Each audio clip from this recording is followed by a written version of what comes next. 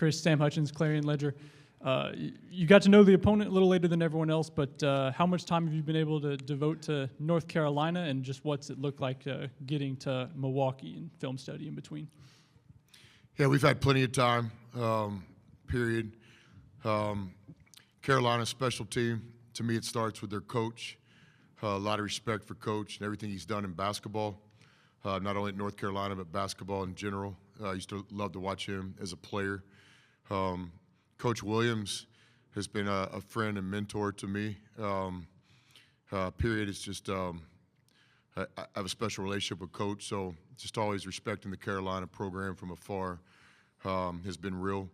I think their team is, man, it's an interesting team to look at. Like, I know there's a lot of dialogue, but when you really get in the guts of their season, just a lot of 1 or 2 possession games that could have gone the other way, and Carolina's seeding could have been completely different. So it's March. It's a 68-team tournament, and everything you've done before, doesn't matter. I think they're talented. They got great guard play, good interior play, have a balance between young talent and experienced players that have been around a long time. Defensively, they have a real identity, and offensively, they have an identity, and it's still North Carolina. So the way they can get the ball up the court, it feels like Dean Smith's still sitting over there. Chris, Jake Thompson, Ole Miss Spirit on 3. Sean's got some familiarity with this team and some of the roster. Has that helped in preparedness with him adding something over these past couple of days, maybe with his teammates? Yeah, I think just more than anything, Sean can share some personal experiences of some of his games against North Carolina.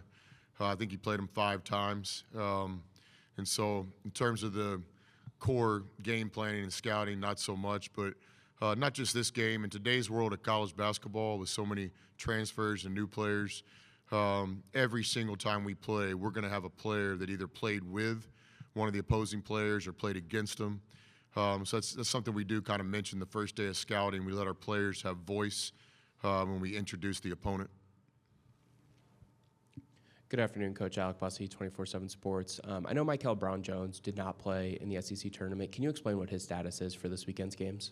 Yeah, with Michel, it's just a personal issue. We're hoping he rejoins the team as quick as possible.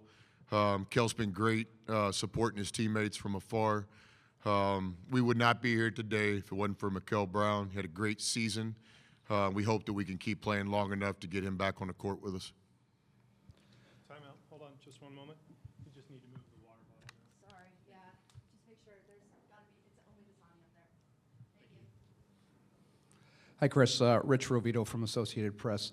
I know you addressed this the other day. You had an expert's question whether maybe you were, I think he labeled you guys as a fraud in a possible early round exit.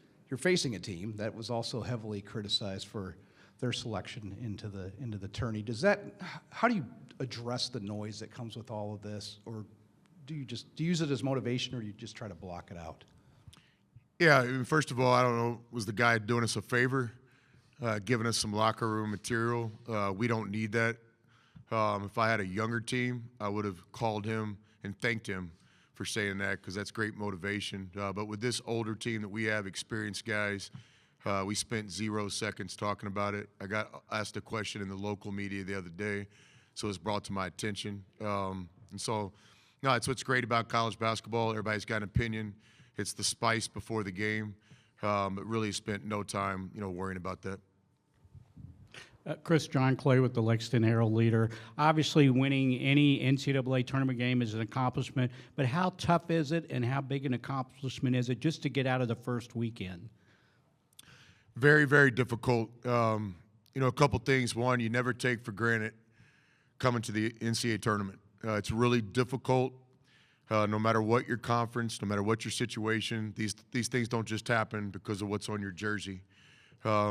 So every team in this tournament has earned the right to be here through different paths. So just always remind myself and our staff and our players, this is really difficult. Take just a deep breath and smell the roses a little bit, like, we're here. In my opinion, the most important game in any tournament is the first game. It's something Coach Knight would talk about often. And one of those things, the first time he said it, I didn't have to put it in my journal. I heard it, I thought about it, and I think about it every day since. For us, with our team, we set up every tournament as a 4-team tournament. We never looked that far ahead, whether it's the conference tournament or now the national tournament. So we're in a 4-team bracket here. We had to wait a couple of days to find out who that 4th team was, North Carolina. The first game in the tournament is the most important, period. It's sometimes or often the most challenging game, too, for so many reasons. Chris, Matt Stevens, IlliniGuys.com. Whether it's been Little Rock, Tech, Texas, or where you are now, what has been translatable or parallel that has allowed you to have success at different places? Yeah, I appreciate that question. We also made the NCAA tournament when I was at Angelo State, the NCAA Division II tournament. So, I'm proud to have coached so many great players and great teams to play in national tournaments. I think if there is one similarity between all, it's pretty simple to describe. It's the players. We've had good players on all the teams that we've coached that have played in the postseason. This year's team's no different. We have a balanced team. We have a lot of individual good players, but I think the coaching gets conversation. The games, the matchups is a big thing you hear people talk about. But above all, it's the players. Like if you're in this tournament and you get to the second round or the second weekend or ultimately that Monday night, the thing that you can be assured of is you've got good players playing their best basketball when it matters most. And for us, this is March.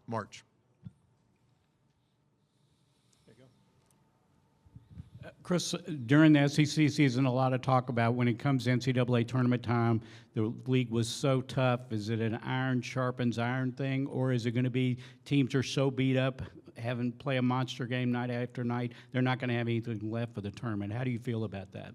Yes, sir. Interesting question, and something that the older I've got or more experienced, whichever way we look at it, I've thought about more. Certainly earlier in my career, you heard that, and what are you talking about? These guys, they grow up playing every day. They play 3 games a day sometimes in the grassroots circuit of AAU. They're young by nature. But I think the more you really think about it, there is a valid question, something on the other side of the coin. Is your team healthy this time of year? Not only physically, but mentally. And I think that's a big part of what we tried to do is when our last game happened in the SEC tournament in Nashville, the first thing was twofold. We've got to rest physically, and we've got to reset mentally because this really is a new season. And you got to come into this season not thinking about anything from the past and certainly can't look too much forward. But it'll be interesting to see. Statements like that this might have been the best conference in the history of college basketball, I think are fair and valid up until the last game of the regular season. Now we'll see what happens in the tournament. But I think if the SEC can represent, then I think the statement that this is one of the best conferences ever will be true. But a lot is still yet to be determined. If you're going to write an article or a book about this, there's a lot of chapters left because this is the NCAA tournament when and where it matters most. Anything else for Coach? All right, Coach, good luck tomorrow. This guy in a gray shirt back yeah. here got a question? Lee Harris, what's your favorite eateries in Oxford, Mississippi? That's a tough question when you ask a coach that because you don't want to offend anybody. So the political answer is I like all the places in Oxford, which I do. But I eat lunch at Rascal's a lot. It's a gas station that has grill food. I get a piece of pizza at Funky's. I get fine dining at Lenore's. And then Oxford being a college town, late night options are not many. And so I've been really happy to get back to my roots of just McDonald's, 24-hour McDonald's. Filet of fish on a healthy night, and quarter pounder with cheese is the go-to. And ask for the fries to be fresh, even if you have to wait a little bit. Thanks.